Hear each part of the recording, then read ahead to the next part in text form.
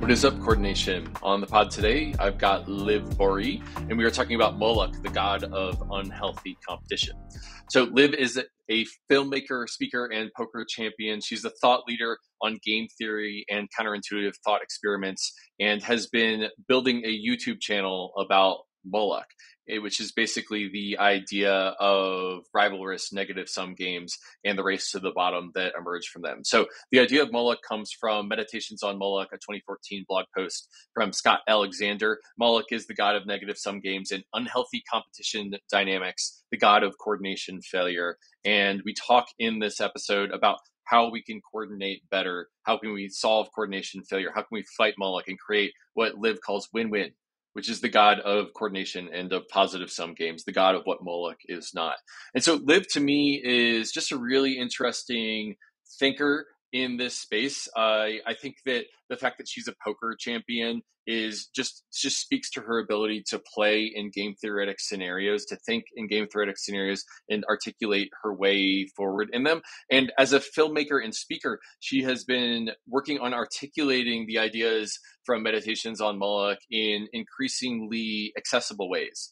So Meditations on Moloch is this amazing blog post, which we'll have linked in the show notes, but it's 35 pages long, and ain't nobody got time for that in the 21st century. So Liv has been taking that content and making it accessible to her YouTube channel in the videos that she's been producing about Moloch and the beauty wars, which is basically the race that happens on Instagram with all of these beauty filters that basically people have to use beauty filters in order to get more likes and follows. And eventually it becomes a competitive advantage to use these beauty filters on beauty Instagram. And it creates this sort of race where people are looking different digitally than they are in their real lives. And it changes the way you feel about yourself when you look in the mirror. And another example is the media wars, the Moloch media wars, where because all of these news channels are optimizing for attention, all of news and journalism in the 21st century in a media environment driven by Moloch will tend towards clickbait or outrage. And so Liv has been translating these concepts of coordination failure into helping us all see the coordination failure that exists around us in the digital environment. And so I think that to me is akin to telling a fish that they're in water. If you're on Instagram and you're seeing how everyone's living this manufactured version of their life, and that changes the way you feel about your own life and especially in its most boring moments, then I think that that's a public bad. If you're in the social media and you find yourself in an argument, you're being coerced by the environment and the Moloch and the media wars in order to be more argumentative. And so I just really enjoyed this conversation with Liv about Moloch and the god of unhealthy coordination dynamics. And I think that Liv is creating a public good for the web by creating a YouTube channel that explains these dynamics in a really high fidelity way to people that helps them sort of see that they're a fish in water, that they're a person on the internet that is driven by Moloch. And so I'm just a huge fan of Liv, and I'm so happy to have her on the podcast. I think that you're really going to enjoy this episode with Liv Boeree. Hi, Liv. How are you? I'm great. Thanks for having me. I'm so excited to talk to you. I've been a big fan of yours for a long time. I'm excited to get into your new YouTube channel, your new podcast. Can you tell us what you've been focused on? For the last year and a half, I guess, I've been focused on making these like sort of short films explaining this concept of Moloch, the god of unhealthy competition, the god of negative sum games, depending on your definition. And then I've just launched a podcast called Win-Win, which is essentially looking for the antithesis of Moloch. If Moloch is the god of lose-lose situations, competition gone wrong, I was thinking, what is the inverse of that? What is the antidote to that? And the name, the working title of Win-Win as the name of that god came to mind, and then I couldn't really think of anything better. I just found myself always calling it Win-Win, and I was like, you know what? It's nice and direct. That's like marketing 101. Make it nice and clear. That name has now stuck. So the podcast is basically, it's around the topic of competition, as in general, which is handy when you're doing a podcast. You want it to be nice and general so you can have a wide range of guests. And the theme is to sort of explore how competition manifests in different people's lives, industries, different nations, cultures, etc. And to understand, what are the common themes when we, when we feel like it's doing a good thing for the world versus when it's doing a bad thing for the world. So, in the long run, I want to get like parallax of views that help sort of hive mind a solution to these Molochy situations. Mm-hmm. So I'm wondering if you could take us back to when you first read Scott Alexander's Meditations on Moloch. Where were you in your life? What was the main lessons that you took from it, and kind of how did it hit you? Yeah, I'm trying to remember exactly when it was I read it. I think it was like 2018 or so. He wrote it in 2014, Yeah. right? Yep. And I just it was honestly like it was just like reading. It was bordering on a religious experience reading it. Like it was just something that like it gave me chills. I was just like, yes, it's such a great piece because it's both artistic. It talks about this poem. It all centers around this poem Howl by Allen Ginsberg, but then he like breaks it down in like classic Scott Alexander style of it's extremely efficient and quite dry and entertaining, and it just like it was really rigorous breakdown of what's going on. And I don't know, it was just like I remember reading it, and I think I read it immediately again because it's like takes about 90 minutes to read, and then my mind just kept coming back to it. Like once you've seen like this sort of definition of this mechanism that creates so many of our problems, you can't really unsee it. So yeah, I don't I can't remember where I was exactly, but I remember thinking like that, man, this is really, really, really relevant. And then it wasn't like immediately that I was like, okay, that's it, I've got to now make a video version of this. But I was still making other like random YouTube videos at the time, and I was still kind of playing poker, although I was trying to retire.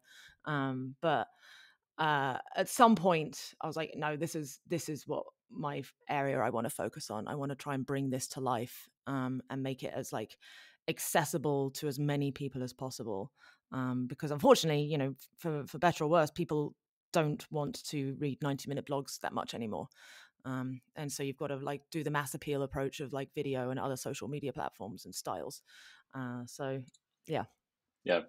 I think that I just feel so much kinship with you in you saying that Meditations on Moloch was like a religious experience for you, because I felt the exact same way when I read it. But what's funny about that is that it's a completely rationalist piece. I mean, Yeah. the whole piece is about game theory and the idea that defecting from each other creates a advantage for yourself. And so as more and more agents in a game defect from each other, that creates a multipolar trap. And this is all game theory and rationalist things. But to take that and then conceive it as a kind of like a demon, Moloch it's kind of a funny bridge between a rationalist way of thinking and a very emotive way of thinking. And I thought Absolutely. that was pretty profound. And it ties back, well, because actually Moloch comes from this old Bible story originally, right? Of I can't remember Yeah. which The era, but I think Canaanite it's like god of, the yeah. Canaanite god, because there was this like cult that was apparently so obsessed with trying to win wars that they were willing to sacrifice the most dear thing in the world to them, their own children, to Moloch in this like burning bonfire of of its effigy, um, in the hope that it would like bestow on them military power so they could win wars. So it's like this, it's this old legend of like sacrificing more and more in order to win at a narrow game. And then it was Yeah. Scott, well, through the lens of, I guess, Allen Ginsberg's poem, that first, he then tied it to this like modern rationalist type of lingo, and this, the idea of like economic incentives and game theoretic structures. So Yeah. yeah, it combines the old and the new. Like it is truly digging on some old, like, there's, I'm not a particularly religious person, but the Bible clearly has got some wisdom going on there. Like for it to have persisted as a meme so reliably throughout thousands of years from multiple cultures, like there's clearly some wisdom it's touching on there, and it's he's found a way to put it into modern day terms with like a lot of intellectual rigor. Right.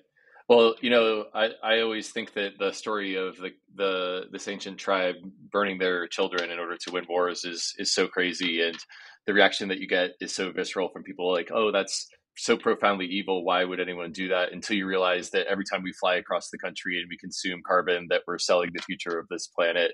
And it's that's sort of the lesson of the coordination game of Mm-hmm. Moloch, is that it's almost like there's a demon that is influencing our behavior. There's no other explanation for it, unless you want to get into multipolar traps and all that kind of stuff.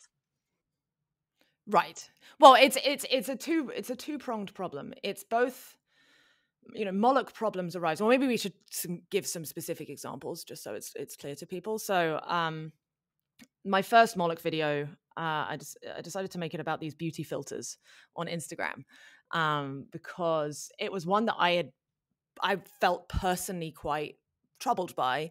I was struggling myself with like deciding whether or not to make this like sacrifice, essentially. So, I'm sure most people are familiar now, like on certain platforms, particularly Instagram and TikTok, there are these very, very good, they're very effective beauty filters that with one click of a button will just tweak your face and make you that little bit more aesthetically pleasing to the average brain. Some people are like, "Oh no, I prefer the natural." It's like, sure, but on average, most human limbic systems are like these like filtered versions more than the original. And because the social media world is highly competitive, at the time I was still like trying to build my Instagram, and I was like leaning into sometimes like the hot girl aesthetic and so on. I felt this very strong incentive to like use these filters to make my pictures look objectively hotter, because I noticed that when I used the filters I would get way more likes and comments than if I didn't.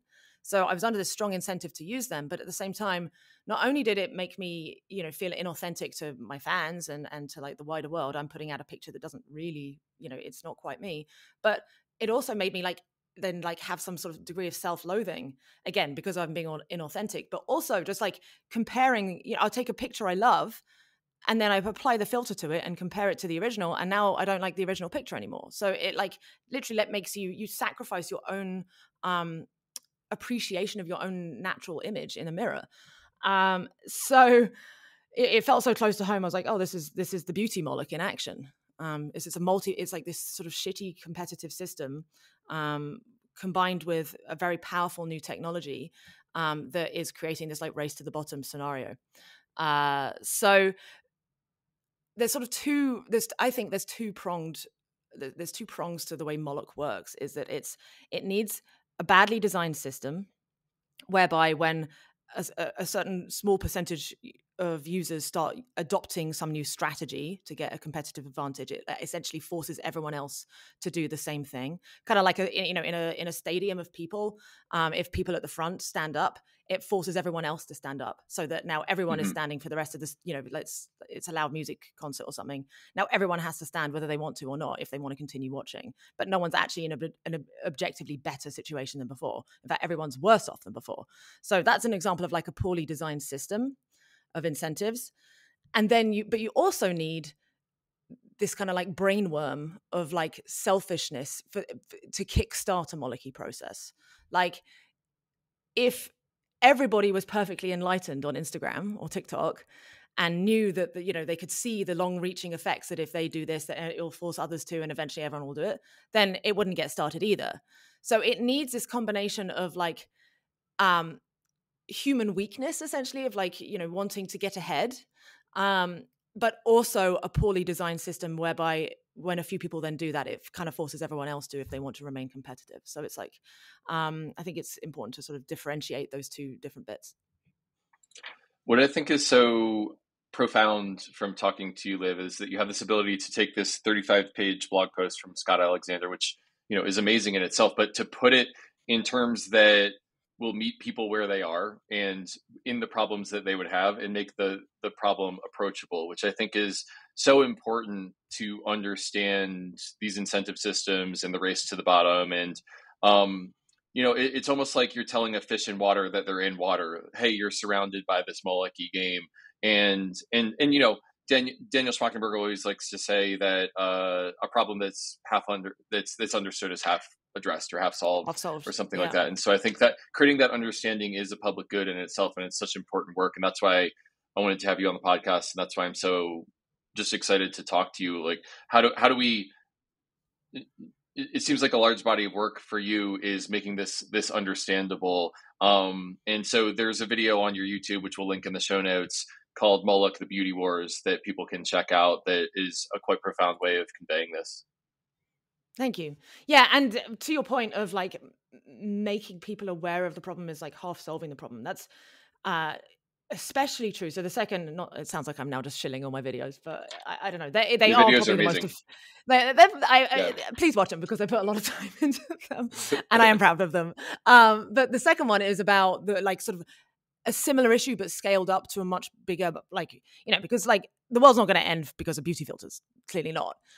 It's just going to make a bunch of mostly just teenagers very unhappy for a while. But the next sort of scaled up version of that is this like what's going on in our media, because again they're playing this like attention game. They're fighting for our attention, which is somewhat of a scarce resource, and for various reasons. Well, because they are not, the way that their business models are set up in the media, it's usually either like third-party advertisement or subscription. But either way, the thing that they're directly rewarded for is driving engagement. But engagement is only loosely correlated, or sometimes it's actually anti-correlated with truth and accuracy. All that it really does tightly correlate with engagement is some kind of strong emotion, and typically it's rage and anger. And so that's a large part of why we're seeing newspapers like leaning into like political division, even like formerly really respectable ones that were always tried to be as impartial and like not appeal to any particular audience. They just give the facts, etc., etc. They are increasingly having to lean into these like clickbaity tactics, these rage baity tactics. And that's, again, it's like this kind of race to the bottom, like, well, the New York Times sees the Washington Post do it, and then they're like, well, and then the Guardian did it too, so we kind of have to, because if like they're going to get our users, etc., etc. And again, like this is one's particularly worrying me, because like so many of these problems that we need to fix, whether it's climate change, deforestation, figuring out, like coming together around like future pandemics, which is almost certainly on the horizon. We need better, we need to be more able to trust each other and coordinate. And if we have a media system that is literally tearing us apart, by like bifurcating society into two, where it's like these two warring tribes that think the other side are pure evil, there's no way we're going to be able to coordinate. So that's another kind of example of a really like Molochy driver that then also like amplifies other Moloch problems. They kind of feed into each other. So that's why the next video is on that, which is the media wars. How was that relating? Yes, and letting people be aware of the fact that Moloch is actually the real enemy, not, some particular CEO or some particular politician, even though individuals can be more Molochy than others. And we should have a system in place to be able to like point out people like, hey, you're doing this selfish, like defecty thing here. Ultimately, the real end boss is Moloch, is the sort of incentive ocean that we are swimming in that is misaligned with what's actually good for the whole. And the sooner we can get people to realize that, the sooner we can actually try and we stop being so angry with each other and can start working together again to solve this stuff. Yeah.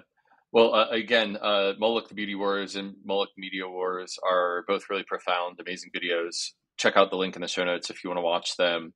I've got a take, Liv, and I want to hear your response to it. It might be too reductionist, but I've started to view the culture wars here in the United States as just a manifestation of the media, the Moloch media. So basically, if you've got a system that upregulates conflict, then of course the MAGA and the leftists, I think they're pejoratively called the woke by the right people, are going to perpetually be in conflict, because you're in a media environment that just upregulates conflict all the time.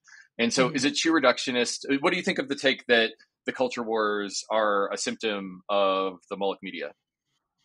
I think it's not completely the driver of it, but I would wager it's certainly over 50% and probably over 90% of it. Yeah. Okay. It's, again, their business model is directly correlated with engagement, and engagement Mm, is directly correlated with tribalism. We yeah. tend to, because there was this cool study done on like the activeness of different emotions, and typically we tend to remember and react to things that are negative more than positive. And then within the space of negative emotions, so you've got sadness, disgust, anger, etc. Out of those, anger, and to an extent disgust, but anger in particular is a very active emotion. It like triggers that deep tribalism that makes us want to go out and like defend our viewpoint, defend our tribe, etc. So that's why anger is so damn profitable, and tribalism. So yeah, it's the same way as people talk about like the military industrial complex. We have the rage bait industrial complex. And Hmm. it's not, again, any particular, I mean, again, some media outlets are definitely worse at this than others, but even then, like, you need at least two of them to sort of kickstart this process, but to be fighting. So yeah, definitely a huge overlap there. This has been called by a few people the race to the bottom of the brainstem. So basically, if your Yeah, business Tristan model Harris. is to, yeah, upregulate content that keeps you on site more, the best way to do it is to keep people outraged, because then you make more money from them. And so there's sort of a race between all of the platforms to create the most, upregulate the most outragey content. And so we're racing to the bottom of the brainstem to our base fight or flight response, because that's when we're Mm. most profitable. And so, yeah, And go a ahead. way to just a thing I was thinking about when I was reading a bit about Gitcoin. You could see it. Some people talk about this as like the informational commons, essentially, the public good of like accuracy and information about the true state of the world is. It's you could view it every time like someone writes a like clickbaity headline that is like excessively inflammatory in order to get their share of views. You could look at it as either they're polluting the information commons the same way like an oil company that uses lax piping pollutes the water or whatever, or you could see it as they are using their previous, let's say like the New York Times or some respected newspaper that has like would normally have like a 90% trust rating, but because they want to do this short-term quick grab and advantage, they go and they like take a token of trust out of this shared resource of trust. They extract it, and then they put their crappy headline up that's actually in reality only 10% trustworthy. So that like delta between the two things is like their extraction. So they are extracting an unfair, they're extracting from the commons of accuracy and leaving this piece of pollution instead. So sorry, I like that little analogy. I wanted to put it in there. Yeah. Well, yeah. I mean, I think that Gitcoin and a lot of the mission in Web3 is all about creating public goods and business models for public goods, and you can kind of think of the race to the bottom of the brainstem as a public bad. It's extracting from the common resources, and so this leads me to the next question, which is, how do we? Is there a way to create a more win-win Instagram or a more win-win information environment, and to create a race to the bottom of, or reverse the Race to the race to the top. bottom of the brainstem and race to the top of the brainstem, to create a media ecosystem that incentivizes the public good or our better angels of our nature, whatever's at the top of the brainstem? What does win-win look like? Mm. So I can't say I have like a technical solution to it. That's way beyond my pay grade. I can describe the aesthetic of win-win a little bit. So, or like more specifically, the mindset of what win-win's like. So if Moloch is, as a personification of these like sort of extractive, short-sighted, I must win this narrow game, and it's so focused on the narrow game of like, getting more users, getting more followers than my competitor, or making more profits on this particular thing. It's so narrow-minded and focused on that. It can't see all of the wider space. And so there are all these externalities coming from its like strategies that it uses, the pollution essentially into everything else. But it's so mono-focused and like, I must win. It just can't see that. So win-win is first of all, it's able to have that like clearer vision. It can go, okay, what's the actual long-term consequences of what I'm doing? What's going on for the whole? Not only is what's going on for me, but what's going on for everybody else if I was to do this? What would be to happen if everyone copied my behaviors? That would actually be a very bad thing. So maybe I shouldn't do this in the first place. That's sort of the first step. And if Moloch is, Moloch strictly relies on like competitive forces, at least under my definition of it.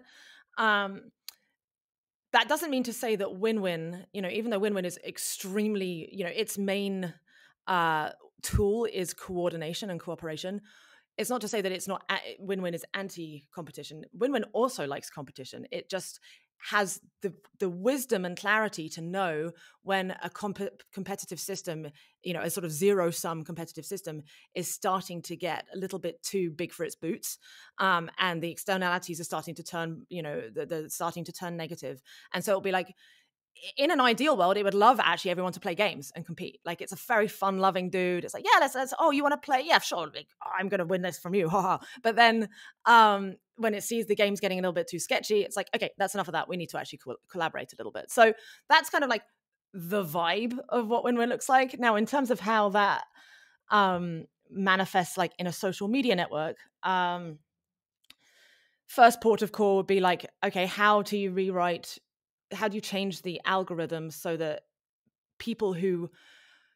how do we find a way to not lose, to like measure nuance as a piece of like, as informationally, you know what I mean?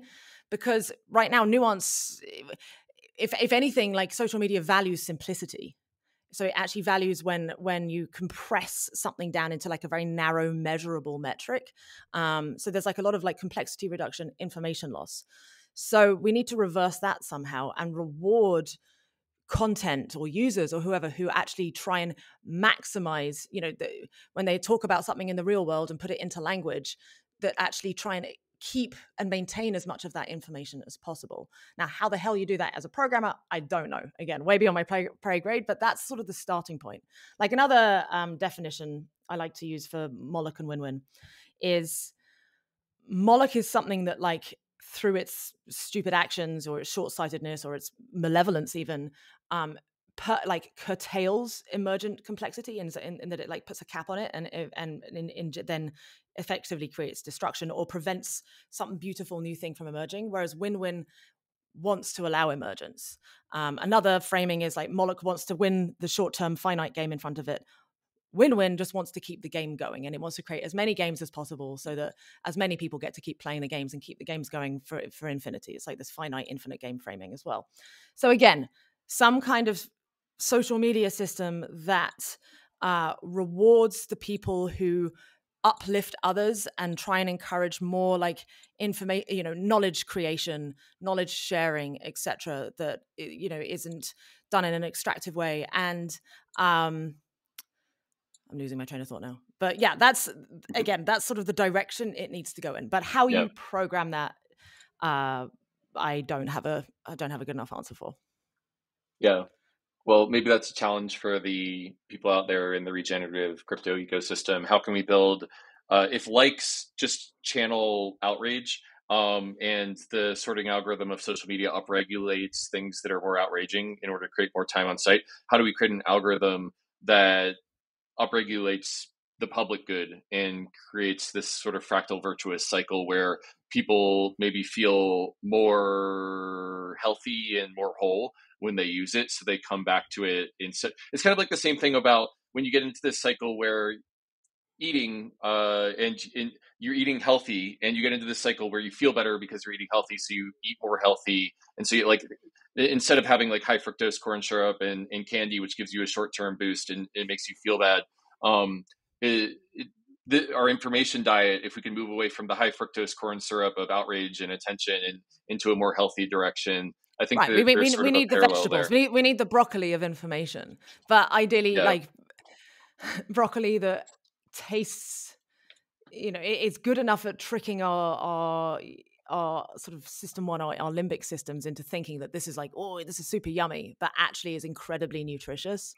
So because part of the problem is that like, even though intellectually we probably realize oh, well, I know that these media papers, these newspapers they're in this game, and so I should take everything they say with a pinch Yeah. of salt, etc. Our system ones, our our lizard brain, limbic system, whatever you want to call it, the old tribal part of us, they just haven't caught up fast enough, and it's going to take a long time for them to. And so that's kind of what these Moloch is taking advantage of. It's that this old lizard part of us that hasn't. It's very easily corruptible, and it's very easy to hijack. And it's the same thing that again in soda drink companies. They're capitalizing on our inability to say no to sugar, especially children's. Gambling companies that are like really, they don't care about people getting addicted. In fact, actively like it, because that's their profit model. Same thing. They're like strictly extractive. They give the impression of giving people, well, and they can go, oh, well, people wouldn't, if the people didn't want it, they wouldn't buy it. And it's like, well, that's not always the case, is it? So yeah, it's finding a way to minimize information loss, because that's the other thing with social media. It's like, by definition, it's dehumanizing. You have a conversation with someone about like something you disagree with face to face, like we'll be able to look at each other in the eye. We might disagree, but we're not going to probably like start yelling and swearing at each other and calling each other names. But on social media, that happens so often. And I notice it in myself. Like I would like, oh, you fucking idiot, blah, blah, blah.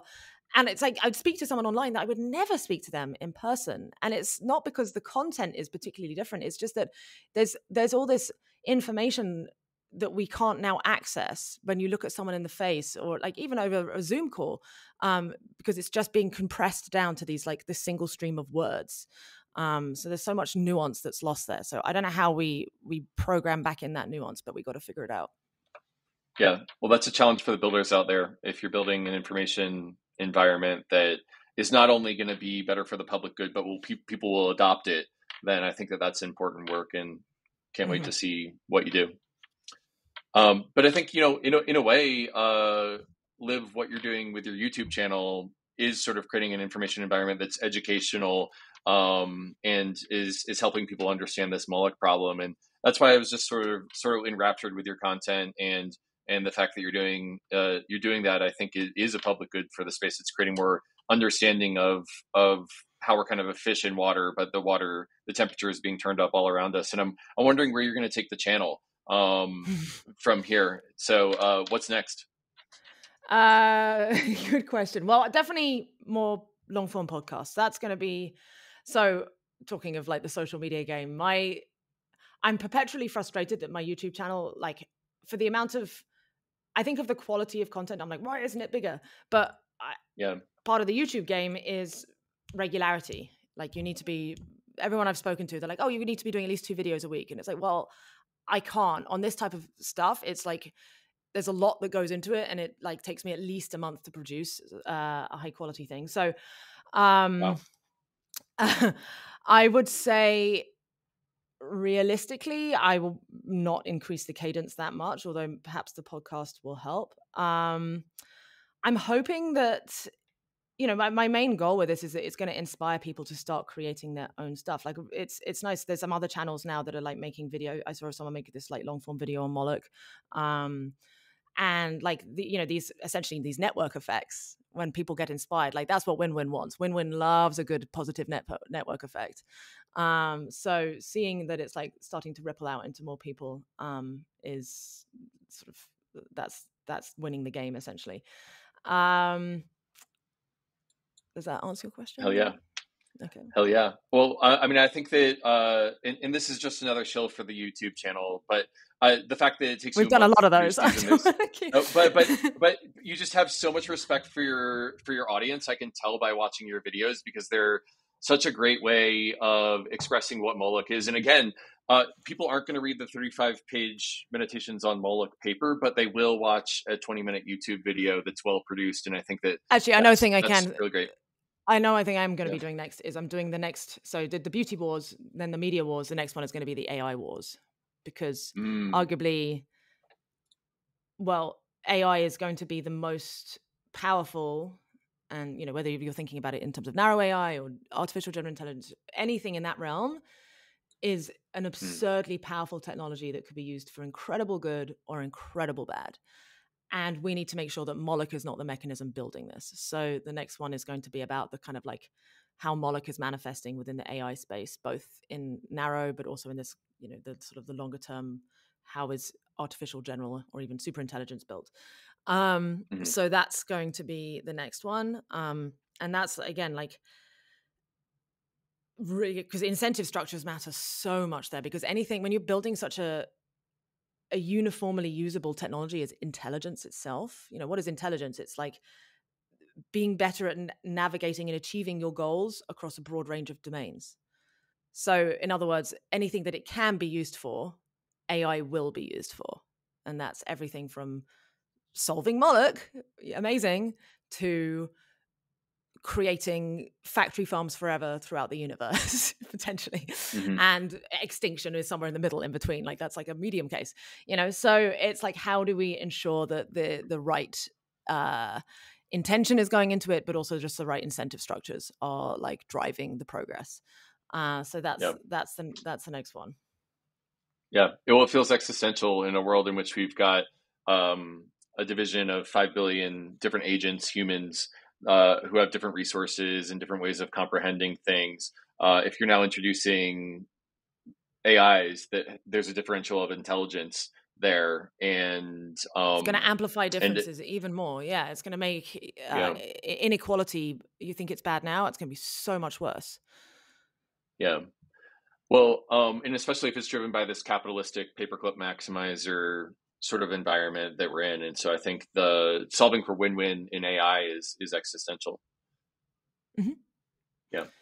Well, we only have 15 minutes left, and so I'm wondering if we can start moving towards wrapping up. I'm wondering, in a world in which you're maximally successful in the next 5 or 10 years, what does that world look like? Is it more win-win? What does 2033 look like if you're able to get this message out there? I mean, I think by then, I don't know. My intuition is like, in the next 10 years, we're going to know how this plays out. So, just the rate of AI development, like, it doesn't seem like LLMs are, in terms of adding parameters, it's not slowing down. If anything, it seems to be scaling up. Now, whether LLMs are actually the path to AGI is another question, but there's so much greatness or badness that can come even just from like the LLMs that are being built now. So, the pessimist in me says I've succeeded, and this sounds very self-absorbed. The win-win space of community and thinking will have succeeded if we are still here in 2033, 2035. But the optimist in me says that we will have like essentially solved for Moloch and scarcity that we don't want. And again, because I don't want to say we've solved for scarcity entirely, because like in the some degree of scarcity is good if it allows us to have little bits of competition. Like, we technically, an Olympic gold medal is a scarce resource, right? And yet the world is better off for having the Olympics. By and large, I mean, you get some people who are like anti the Olympics, whatever. I think the Olympics are great. So we still have the ability to opt in when we want scarcity. We have the ability to choose, I would like some scarcity now. Let's have a competition. Let's battle this one out and see if we can see what emerges from this. So yeah, I like, if we are getting close to unlocking that in 10 years time, then we're definitely on the right path. And I sort of, my next, from the reading about Gitcoin before this, I'm actually now really excited to dig in more into like some of the methods of some of the use cases of blockchain for helping this, because it seems like, like with you've got like zero knowledge proofs and like these like trustless protocols, that's a way to allow people to coordinate who wouldn't normally actually trust each other. That's enormous. If we can leverage that technology, that seems like definitely in the path. And like, that's why I like what you guys are doing, because you're like enabling like open source in an ideal world, open sourcing most technologies which are not dual use technologies seems like a huge win-win, right? Right. It's Yep. making it available to everybody, and if you can find a way to like fund that open sourcing so that these projects are not then vulnerable to like if a few people get burnt out, Yep. then that's even more incredible. So yeah, I love what you guys are doing. Yeah, thanks so much. Let me. I would love to kind of pitch you the regen optimist take of crypto, and you tell me where it lands for you and where it doesn't land. So Okay. basically, Moloch is the god of coordination failure, and we want to solve coordination problems, things like open source software funding, surveillance technology, the race to the bottom of the brainstem, AI alignment, climate change, things like that. Tragedy of And the commons. the Yep. yeah, so the regen Web3 sort of take, and you know, it might be hopium, it might not be. You tell me. Is that we've now got a global, totally transparent, uncorruptible, and programmable substrate for human coordination, which is Ethereum and smart contracts and stuff like that. So we've got a more fair, more transparent, and more accessible substrate for human coordination. Let's build coordination games, and on top of that, let's program our values into our money. And Right. if you can program your values into your money, there will be people who use it to build giant fucking Ponzi schemes and decentralized casinos because those are their values. And then there will be the solar punks who will build things that can fund climate change, fund public goods, and can solve coordination games. And so if we can use the blockchain in order to coordinate and to solve coordination failures, that is a big lever for creating more win-win economic games and for solving Moloch-y type games. And so I'm wondering if and how that lands for you, and you know, where it kind of smells like bullshit to you. My first thought is it lands very, very well. Nothing jumped out as an obvious bullshit. My Yeah. That said, Well, my here. inbuilt skepticism monitor always says, you just no, if it sounds too good to be true, it probably is. Yeah. So Well, that too. You know, like a huge amount of these issues is like our inability to trust one another, even between good faith actors. So we'll always have, to a degree, as you said, like bad faith actors, people whose values are simply they just want to make a fast buck, or they actively enjoy screwing people over. Like those people also exist. They're even smaller subset. But even between good faith actors who are trying to do, you know, like they're not trying to extract from anyone, it's still hard to trust someone on the other side of the world to honor a contract, or to like to when they say something to know that it's actually accurate and that is actually what happened in the past.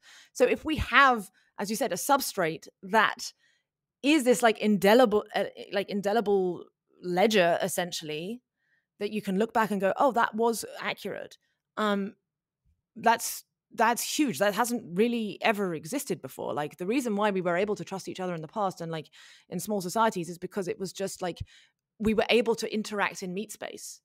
The Dunbar number was like we would generally like see people's faces, and like gossip would work. If you notice someone was like repeatedly violating social norms, the like community's gossip network would actually serve a good job, and like that person would get shunned or kicked out or whatever. And so the incentives were there. But when you're dealing with an international global community of billions of people, it's just social norms are not sufficient. They can help, and to a degree, like social media has actually helped scale social norms, but it's still not enough. And so if we have if we can design the stadium, as you know, going back to that stadium example, if we can design the actual landscape of the game such that it's not vulnerable to bad actors, or to just like, or it has like these like crappy, you know, it's not like a ball precariously balanced on top of a hill and that's why it works and one nudge pushes it down. If we can design the landscape so that it's actually like stable and we can reliably trust each other, that's like solving I think probably the majority of these Moloch issues. So no, I mean, what was it? It was Vitalik who like kind of came up with this infrastructure. I guess he built it off the back of the original Bitcoin stuff. Yeah. Well, I mean, yeah, we're That all white standing paper. on the shoulders giants. It was Satoshi Nakamoto that solved the double spend problem and decentralized Right. cryptographic networks. That was Bitcoin. And then Vitalik gave us smart contracts, the EVM, the Ethereum virtual machine built on top of a blockchain network. And then it was actually Virgil Griffith that wrote this blog post called Ethereum is a game-changing technology, in which he basically took the prisoner's dilemma and he was like, if you make defecting more costly and coordinating more attractive, then you change the prisoner's dilemma. And that's sort of the unfolding of the thought here. Yeah, it's beautiful. Yeah. So it's one of the most promising technological solutions I've heard, because it sort of essentially it solves for the need of, like Daniel Schmachtenberger often talks about, like the need for a third attractor, and that, if you've got these like increasingly powerful technologies, that at some point they become so powerful and so democratized that if it falls into the hands of one person, it can like collapse society essentially. Like if nukes were so easy, if you could build a 50 megaton nuke in your garage, we wouldn't be around for very long, because even though the vast majority of people don't want to use them, it just takes a few to want to use them to just destroy everything, right? So you've got that on one end of the spectrum, this like either like chaos, hell, and anarchy, and then probably some form of collapse and extinction. It seems like the other solution to that is highly centralized, like controlled, top down, like, okay, well, we have to surveil everybody and make sure that no one does that and no one can get access to anything. And then that world, you've got like, anarchy and chaos on one end, and probable death. On the other end, you've got like potential tyranny, hell forever. Like that's also awful. We don't want that. So what's the third option that like minimizes both those risks and maximizes the good stuff? And it seems to me that like something using blockchain is this like kind of bottom up control mechanism, essentially, but it's coming from individuals. It's not coming from some centralized cabal. So that seems extremely promising. Yeah, I need to go and just read a bunch on. I should probably. I must. Embarrassingly, I've never read like Vitalik's white paper. I should probably read that. Okay. But yeah, it's that feels like that's in the direction of the kind of solutions we need. Okay. Well, looking forward to building a bridge between you and the Web3 community. Anyone you want an intro to, let me know. And it just is so heartening to me that someone as well studied as you sees that potential. And I hope that the Web3 community can deliver more win-win economic system and more of a race to the top of the brainstem. So I think that that's a challenge to the listeners to create that world and to show that it's not just possible in theory, but it's actually happening. Amazing. Is there anything I didn't ask that you want to say? No, we've kind of covered all things. You were going to ask me what my favorite public good was, and I wanted to say outer space, because Okay. I'm like a big space nerd, and like that feels like it falls into. It's certainly should be non-rivalrous. I mean, yes, getting to space is still a bit somewhat rivalrous right now, but the actual like out there's so much, and it's non-exclusive as well. And then another one would be physics. Like I'm like a huge physics stack exchange nerd.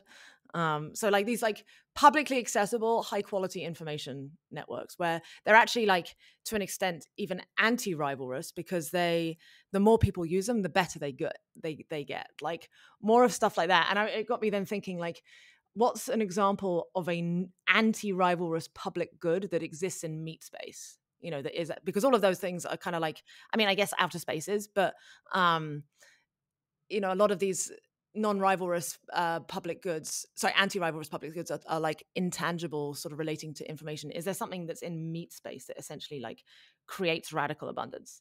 And so I was like, do you have any idea on that? You've probably read on this stuff. Well, so the first thing I'll say is that my old man, my dad, is an astrophysicist who studies stellar winds on massive stars. So I grew up thinking that space was not cool because I had a bunch of nerdy scientists around. But now I look at the astronomy pictures and I think they are way cool.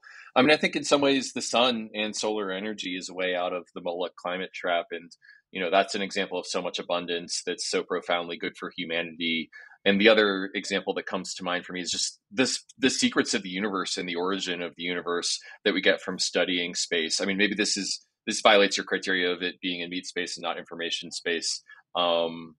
But just understanding fusion and in the origin of the universe, those kind of things feel deeply consequential for the future of humanity. So that's where my mind goes.